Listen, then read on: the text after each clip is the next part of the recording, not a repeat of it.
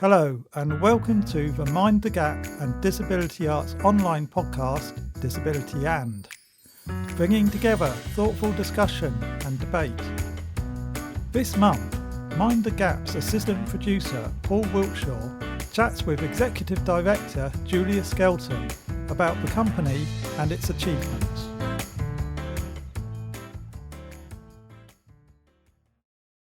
Hello, Julia, and welcome to the first Mind the Gap and Disability Arts online podcast. Hello, Paul. It's an absolute pleasure to be here. Thanks for the opportunity. So, Julia, your job at Mind the Gap is the Executive Director of the company. Can you please tell us a bit about that? So essentially, my job as Executive Director is to kind of make sure the company's on track and that we're going in the direction that we planned and said we were going to go in.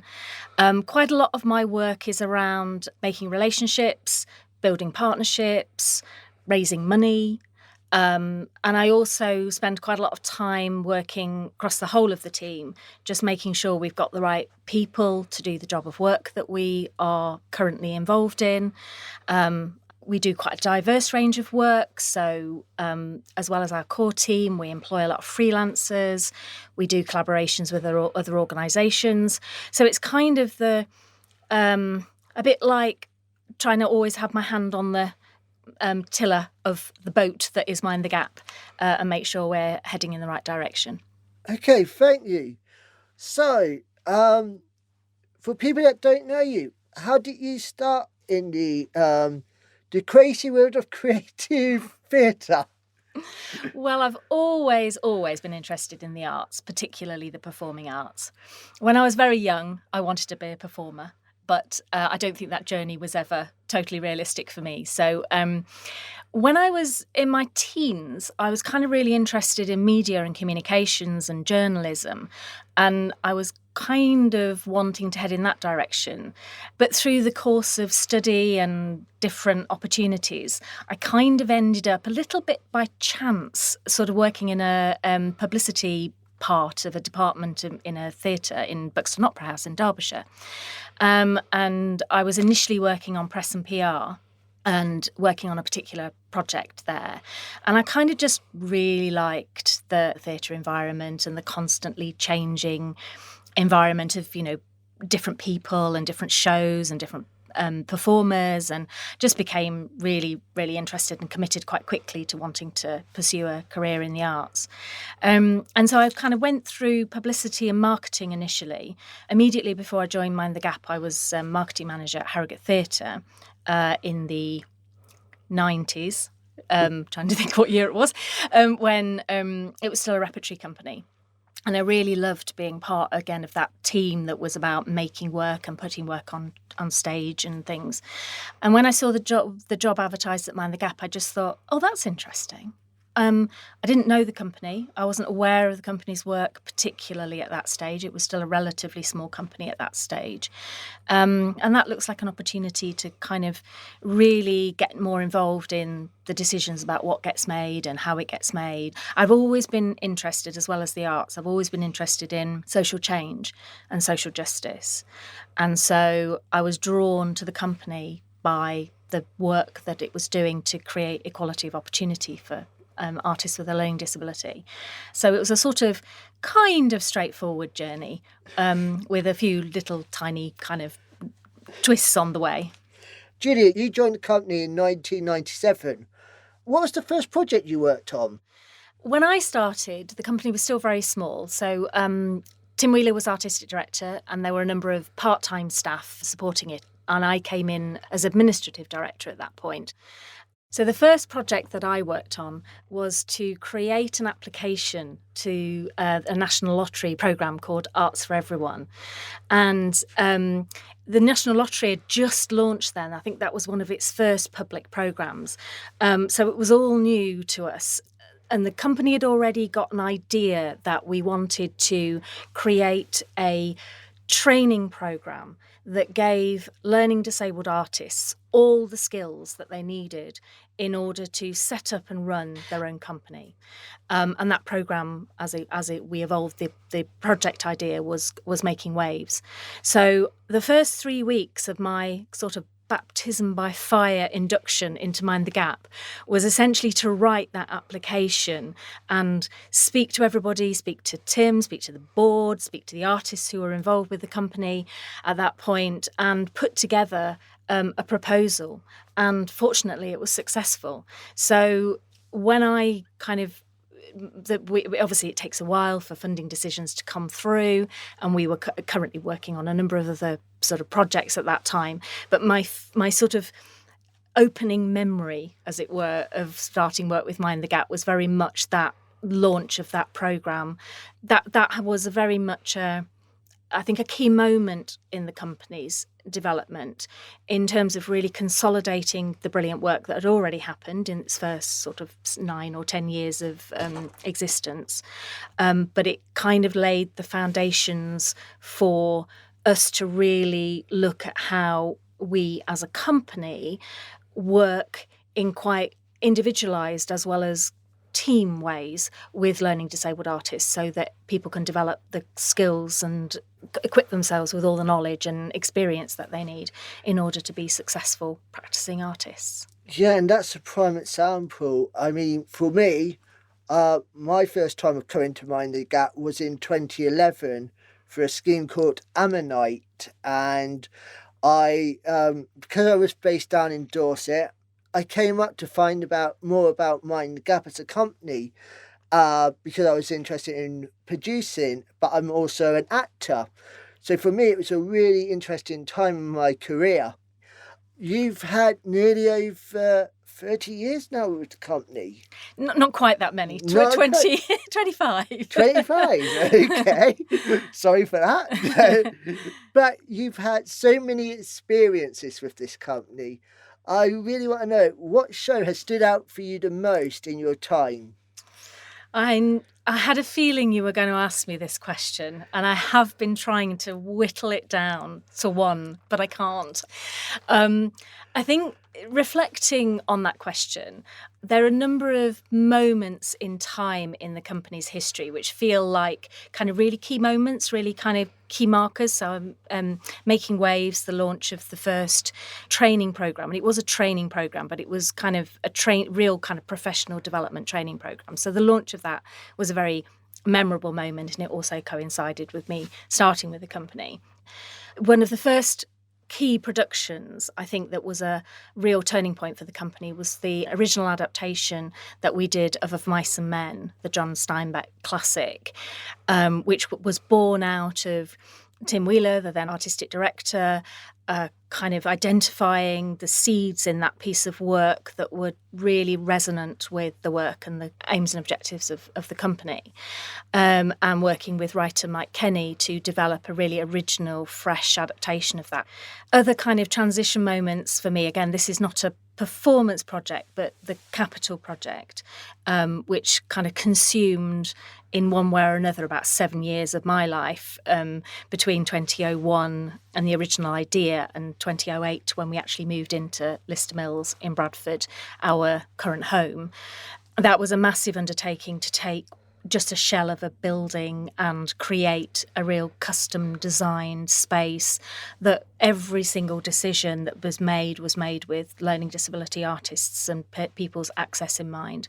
So that, again, is something that will always be with me. And then most recently, I think our Daughters of Fortune project, which involved multiple different elements to it, from a small-scale forum theatre show through to the large-scale Zara outdoor production.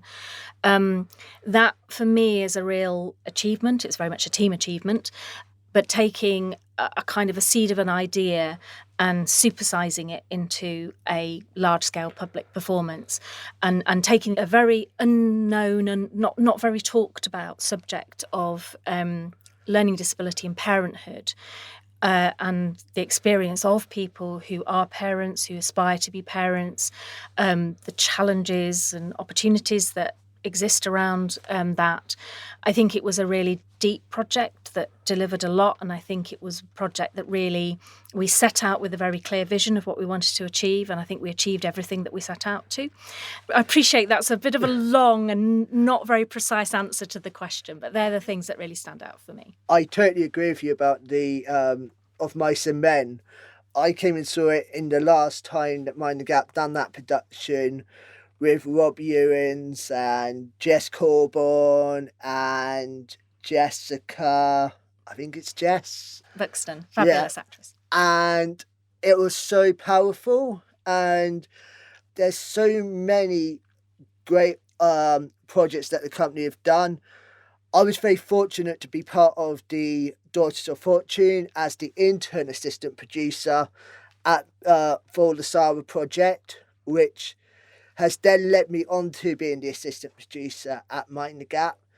And it's so important, those internships, about where the opportunities are now for people with learning disabilities in the industry to get these internships, to get the opportunities to work outside of the companies that they're at, and also working with theatre companies that are also in the mainstream. As well as being a touring theatre company, Mind the Gap also runs professional training. Before becoming the assistant producer at Mind the Gap, I was on the Performance Academy course.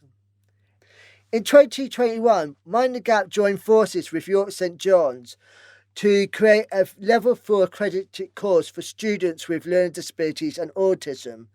Julia, can you tell us more about the course and how the partnership came together?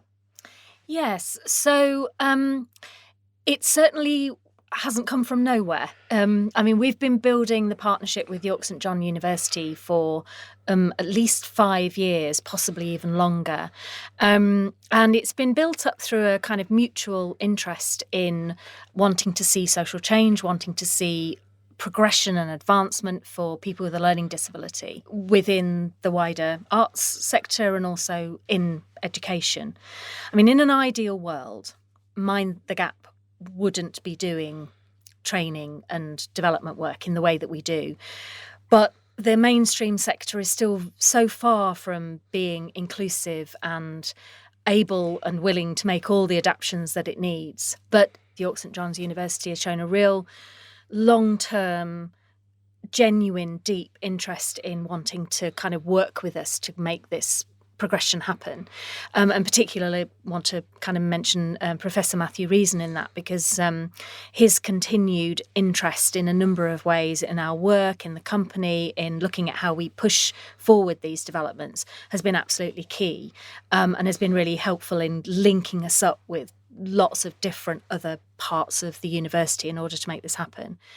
So it was about 2 years, I think, in the development of the Level 4 certificate course, which was a ongoing dialogue and conversation between Charlie Ward, our Academy Director, and Matthew Reason at York St John and other members of the team, and basically looking and developing and adapting the way in which we measure progression and measure success for individual students on the course.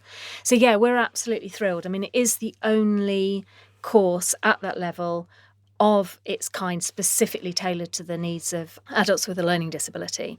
So and we've still got lots more to learn. But so we're just coming to we're in the final term of year one. I'm pleased to say that so far things are progressing really, really well. The students are all meeting the expected level of performance that we would want to see of them at this stage. The team at York St John's are really happy. We think we've got something really innovative and really exciting here. And longer term, we'd really like to look at opportunities to roll that out into other places and spaces. So we are currently working still with York St John's University on something called a knowledge transfer partnership, where we're seeing if we can put together a proposal that would help us to kind of roll that out and look at opportunities for developing that in other geographical areas. That would be so brilliant, and it's really needed. I mean, there are so many companies that are really trying to also break this, get in and break the mould of what learning disabled people can do.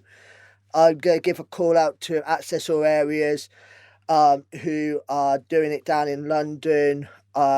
Big up to them, and big up to all the companies that are really putting learning disability at the forefront of their agenda. And also thank you to York St John's, because we need more universities to do this. We need to get out there more.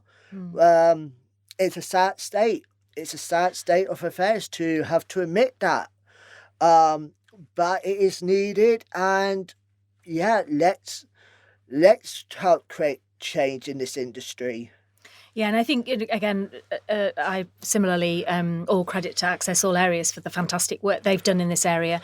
There's also Tin Arts and Open Theatre and Prism Arts are all, I know, all working in slightly different ways on developing these kind of progression and development opportunities. And Mind the Gap has certainly been doing this for, 20 odd years and more. And it's a slow process, and I feel that there are kind of stop-start moments in this. But I think we just need to keep sharing learning, looking at collaboration opportunities with other organisations, with peer organisations working in the same field. And there was something you mentioned about the mainstream, or what is, in inverted commas, the mainstream. And so I want to know what you think are the main differences between the mainstream arts sector and the learning disability arts sector at the moment, and what would you like to see change? Oh, this is a very complex area. There's definitely lots of interesting and positive things happening. So Mind the Gap has just completed a four and a bit year project, which involved two linked projects, one called Engage and one called It's Staging Change, funded by Esme Fairbairn and Paul Hamlin Foundations, very importantly, which enabled us to build these sort of much deeper long-term relationships with a number of venues across England. So we worked with Lee's Playhouse, the Albany in London, we worked with the Gulbenkian in Canterbury, we worked with Square Chapel in Halifax, we worked with Z Arts in Manchester. I'm missing one. Northern Stage. Thank you. Northern Stage in Newcastle. I knew it was somebody really important. And we worked with them over 4 years, looking at kind of really bespoke development opportunities that were all about improving inclusion and access for people with a learning disability. We looked at that from the perspective of artists and artist development. We looked at it from the perspective of audiences and audience development. We also looked at it around participation. And there was some fantastic learning from that project. You were deeply involved, so I know that you know this. And some really interesting ideas. We, as a company, we learnt loads. It's definitely influenced us in a number of ways. So, for example, we've introduced and are rolling out currently access riders across the whole of the staff team, including artists, obviously. And that came out of a discussion around how we understand each other and how people work together, and how we all understand that we all are different and we all have different needs. And actually, rather than simply identifying that as being something that's connected with learning disability or autism, actually, we all have different ways of learning and communicating and taking in information. So I think there's definitely some interesting things happening, and there's definitely signs of commitment. I think more broadly, one of the things I kind of observe at the moment is we're all rebalancing again after the impacts of the COVID pandemic, which obviously have been huge and deep and widespread across the arts sector as a whole. And I have a bit of concern personally that we are not seizing the opportunity and all the learning that we had, actually, that the COVID pandemic was awful. It was dreadful. People with a learning disability and autism were amongst the worst affected by the pandemic, medically, practically, in terms of alienation and isolation and all of those very, very critical factors. So I'm not underplaying that at all. But I do think that the COVID pandemic also showed us that you can do things differently. Certainly for Mind the Gap as a company, it helped us really focus and connect not just with the individuals who are immediately within our network, but also thinking about the learning disabled and autistic community more broadly.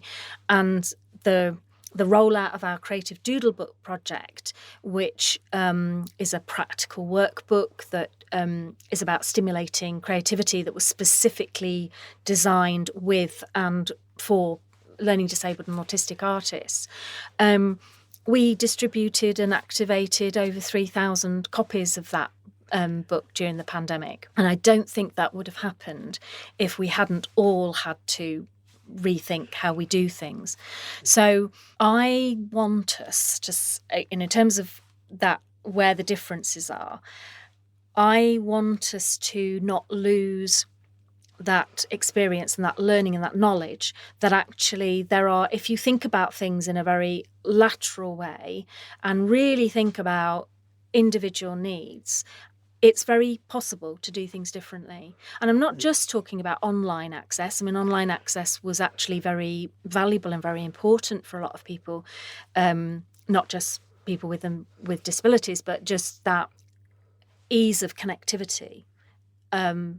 Again, I realise that not everybody has access to a computer or a sound internet connection. So it's, again, a mix is needed. But I think that's what I'm arguing for, that actually let's not just all go back to doing things exactly the same as we did them before. Yeah, I totally agree with you on that. I mean, a prime example, the We Shall Not Be Removed campaign that got set up, which really had a real massive movement of saying like that we're not going to be left out of this conversations. We are still here. We wanted to get our voices heard. I was lucky enough to do one of the discussions on that, but also realising a lot of the time that learning disabled voices weren't being heard in massive conversations. And this is something that has been a real problem. I think we are still catching up with the arts sector in general. And it's so important that disabled people are being leaders in this and really talking about the issues that matter to them, because that's the only way that the mainstream will understand what is going on in people's lives. Let's make it better, because if you see yourself on TV and in theatre and on radio, you're not excluded. And that is so important, because I think the pandemic did exclude a lot of people. Yeah, and I think picking up on what you've said around voice and presence, that's definitely something that Mind the Gap is trying to respond really directly to. We've made some really significant changes in the way that we support and develop our artists, and creating more opportunities for individual work, more opportunities for looking at what kind of support ideas need for development, what are the skills, what's the knowledge, what's the experience that's needed for learning disabled artists to get into those places and spaces where actually they do have their voice. Has there been any barriers to that? Well, yes, plenty. I think, one of the key barriers that still exists is that so many funding and fundraising opportunities are so fundamentally inaccessible to the vast majority of people with a learning disability. And, complex online processes, complex, lengthy, very jargon-filled application processes.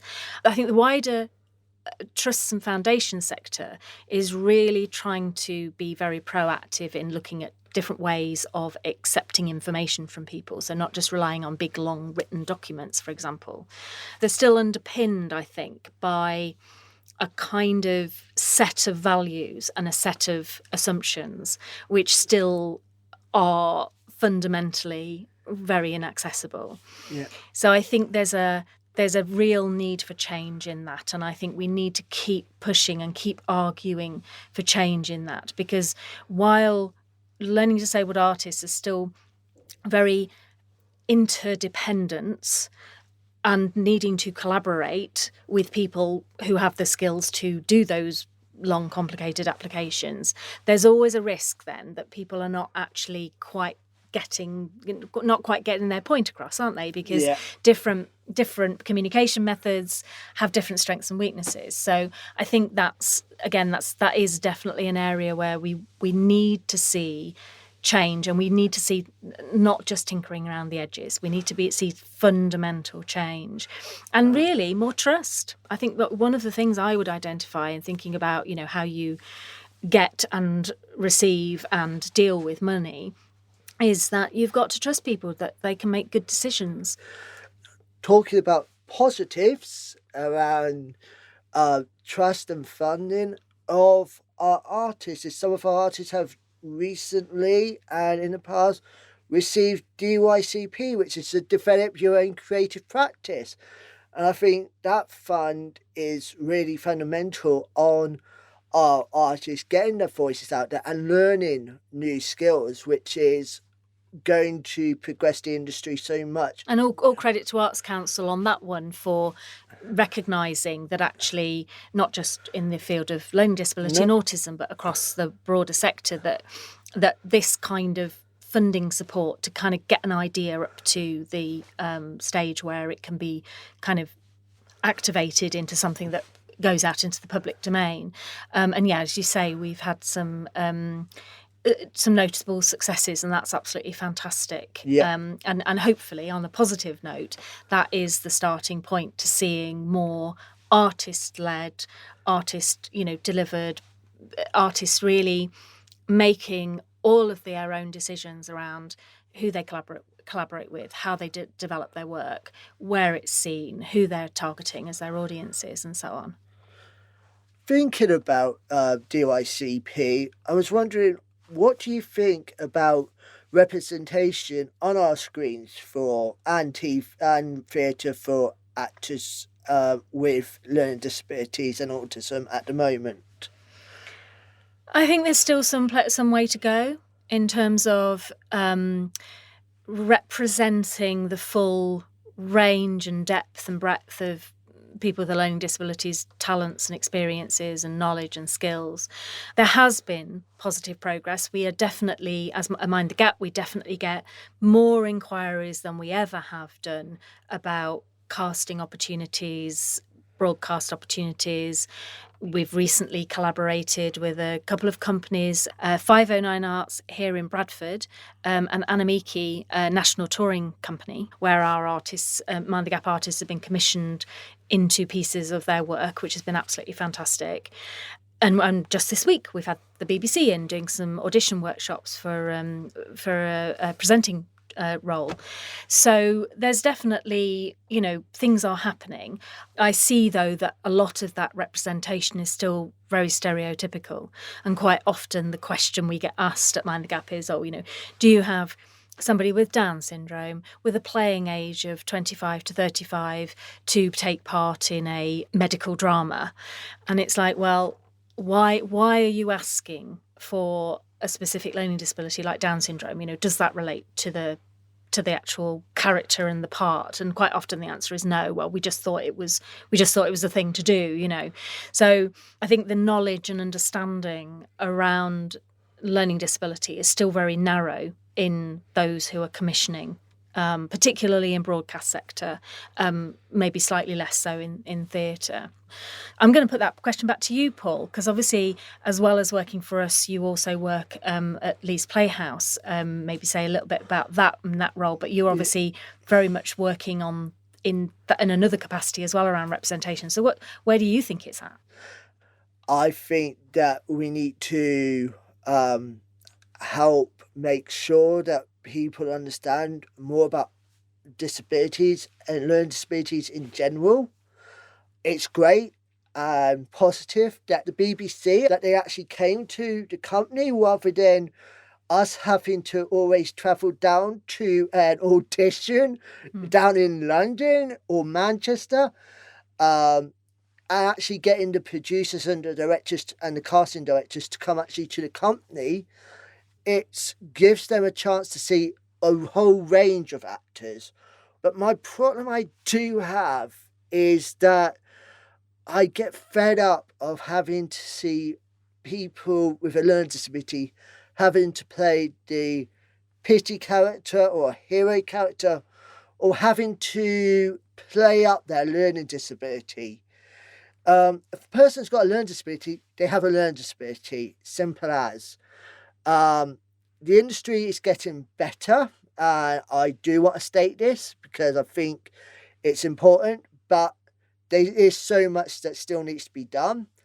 And I think one of the ways in which we affect change on that is by creating more opportunities for people with a learning disability, not just to work in that, in those kind of, get cast, go in, do a turn, go away again. It is about more exposure and more experience of working alongside people with a learning disability in all sorts of ways, whether that's as, in terms of, people being in the office, doing different elements of that kind of work, people being involved behind the camera, behind the scenes, in production. I think that's where we need to continue to try and affect positive change, because the more people have exposure and experience, the more people who go, well, actually, it's really no different working with somebody with a learning disability or autism as it is working with anybody else. It just you sometimes need to think about how you break down information. You need to think about communication. You need to think about how somebody does their best work and takes on information and takes on learning. But that's just good working practice, in my view. It's not anything to do with specific to learning disability and autism. And I think that, it's pushing that and getting more of that exposure and more of that direct experience for more people. That's how we'll affect change. I totally agree. And earlier we said about access riders, and I think that's a really prime example of what access riders actually do. And at Leeds Playhouse, I actually worked for our artistic planning team on them creating their own access riders. And that was really interesting about how much that they said they helped them to explain to their colleagues what support they needed. So it can't just be for people with learning disabilities or disabilities in general. It should be across your whole workforce so that they can actually show people what support they need to make sure that they do their best work. And there are templates out there around access riders. And you don't have to be disabled to ask for help. I think Unlimited have created a sort of a guidance sheet for access riders. That's really good. And there are, a number of companies kind of doing it. There's also been some really interesting and valuable work around working with artists of colour and how we work in anti-racist ways. And so there's lots of resources around. And I think one of the things I would argue for always is that it's the process itself. It's the process of asking those questions of yourself and asking those questions of others that actually makes you think about things in a different way. If you just take something off a shelf and you just kind of go, well, we're going to tick a box and we're going to do this because, somebody's told us it's a good idea to do it, then it's never going to get embedded. What you need to do is really live that and really, really think about it and really think about the change that you need to make. And again, I know that's something you've got real direct experience of, working as agent for change at Leeds Playhouse as part of the Ramps on the Moon project. You're kind of working across the whole team, aren't you? Yeah. My whole point of the Ramps on the Moon project is not just for me to come in and create the change, it's for the whole team to actually create the changes. And I think one of the things I would argue for always is that it's the process itself. It's the process of asking those questions of yourself and asking those questions of others that actually makes you think about things in a different way. If you just take something off a shelf and you just kind of go, well, we're going to tick a box and we're going to do this because, somebody's told us it's a good idea to do it, then it's never going to get embedded. What you need to do is really live that and really think about it and really think about the change that you need to make. And again, I know that something you've got real direct experience of, working as agent for change at Leeds Playhouse as part of the Ramps on the Moon project. You're kind of working across the whole team, aren't you? Yeah. My whole point of the Ramps on the Moon project is not just for me to come in and create the change, it's for the whole team it's exciting being the agent for change at Leeds Playhouse. We've just created a introduction to directing, writing, and producing course, which we had our sharings, and that was just amazing to work with professional actors, but also seeing new talent come through, and that meant so much to me because I'm going to say it on this podcast. I'm fed up of keep saying that I might be the only learned disabled theatre producer out there in England. So I wanted to create these opportunities. And that's what Ramps on the Moon has afforded me to do. It also every year goes to a theatre, one of the Ramps on the Moon partners, and works with that theatre to create a show. This year's show is from Sheffield Theatres, and it's A Much Ado About Nothing. And all the time you work, the cast are made up of learning, disabled and non-disabled characters. It's just a brilliant opportunity to see work that's being done. And I think that sort of is our experience as well, that you need to think about the whole process, not just who you are casting. You need to think about the choice of material that you make. You need to think about how that material is developed and adapted for audiences. You need to think about how that's going to, how you create the conditions for every performer to do their best work, but also how that's going to be communicated and understood and experienced by the audience. So, and I think, it is a real challenge. And I think, there's no magic set of ingredients that you can just readily put together and everything will be perfect. I think you have to accept with developmental work that's about trying to affect positive social change, you really do have to think about every element of your process and whether you are doing it in the most inclusive and accessible way. And it's almost that, I think that's really the key to change, is about that kind of whole process and a whole kind of system change, rather than just going, oh well, we'll tinker around the edges of this bit, or we'll cast a learning disabled person in this bit part character, and then we'll tick a box and go, oh yes, we've done our bit for learning disability inclusion. And it's, well, no, you haven't actually. All you've done is reinforce negative stereotypes. So let's have a look at this again, and let's take it, let's take it apart and put that back together again. And I think those conversations are happening. I would like to see them be happening more frequently. I'd like to see them happening in more places, and there to be more accountability, I think, around those processes and things. I still feel that learning disability and autism still feels quite marginal, and that people can still, and so this is a bit of a broad generalisation, but I think there's still areas where certain practice and certain processes are still kind of, oh well, they're okay because it's only that. It's very much on the margins, whereas if it was in another area of disability or another area of where you're looking to involve and take positive action to include people, I think there are things which wouldn't be acceptable in other areas that are still acceptable in the field of learning disability and autism. So I still think there's quite a long distance to travel. Let's go on from that about our artists and the amazing work that has been created by them, by people like Daniel Fultz, who created Bradford A Hidden History and is just about to go on his DYCP of a show called In Neither Camp. We've got Alan Clay, who done his own project Skip Rap. We have Joanne Haynes, who has done Colourful and was part of the first, in 2018, I think it was, the Beyond Festival. These are people that have so much skill and so much talent, and Mind the Gap, I personally think, has had a major impact in their careers, but it also shows the talent that we have. My final question on all this is, Bradford's now got City of Culture, and I want to know, what's Mind the Gap going to be doing for that, and where can people start seeing the Mind the Gap work?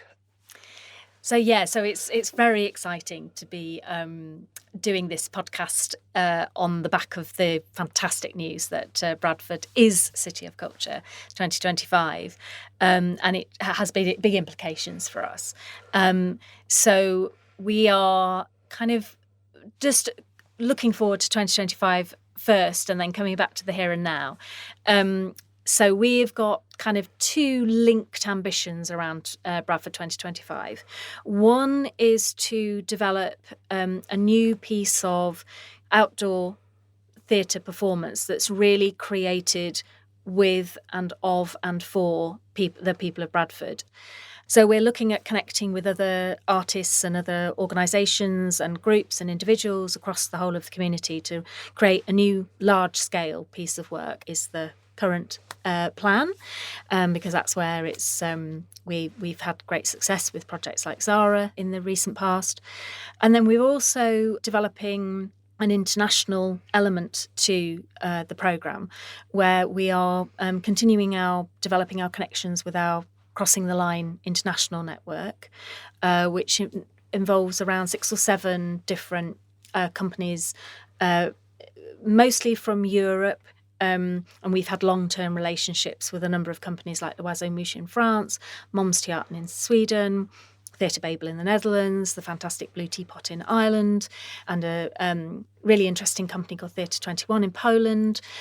So we're currently working to develop an international festival programme, building on the success of the work that we did in 2017 on the Crossing the Line Festival, and the work that we've done more recently through Creative Europe and Erasmus funded projects.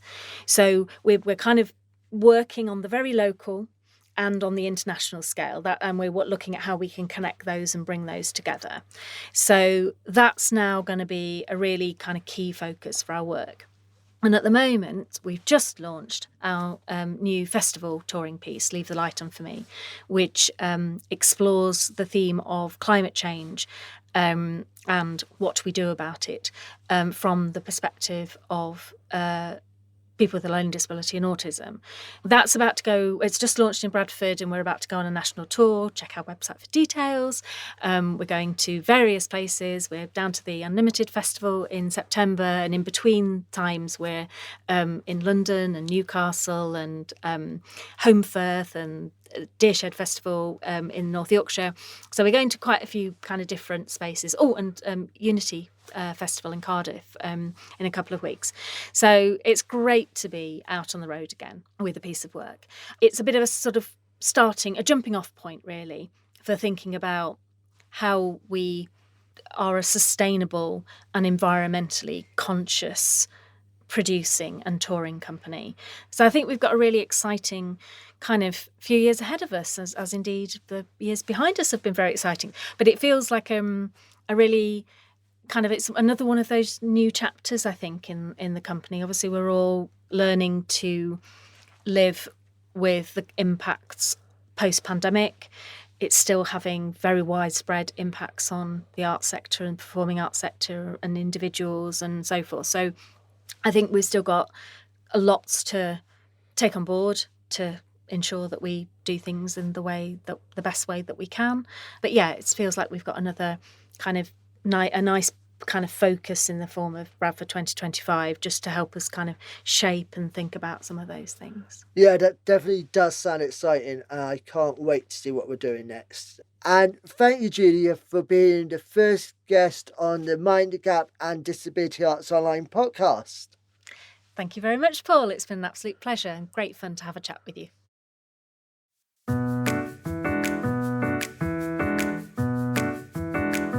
A big thank you to Julia Skelton and Paul Wilshaw from Mind the Gap. Please join us next month when Senior Editor of Disability Arts Online, Colin Hambrook, chats with Emma and a lived experience partner of the Trussell Trust on food poverty and its impact on the disability community.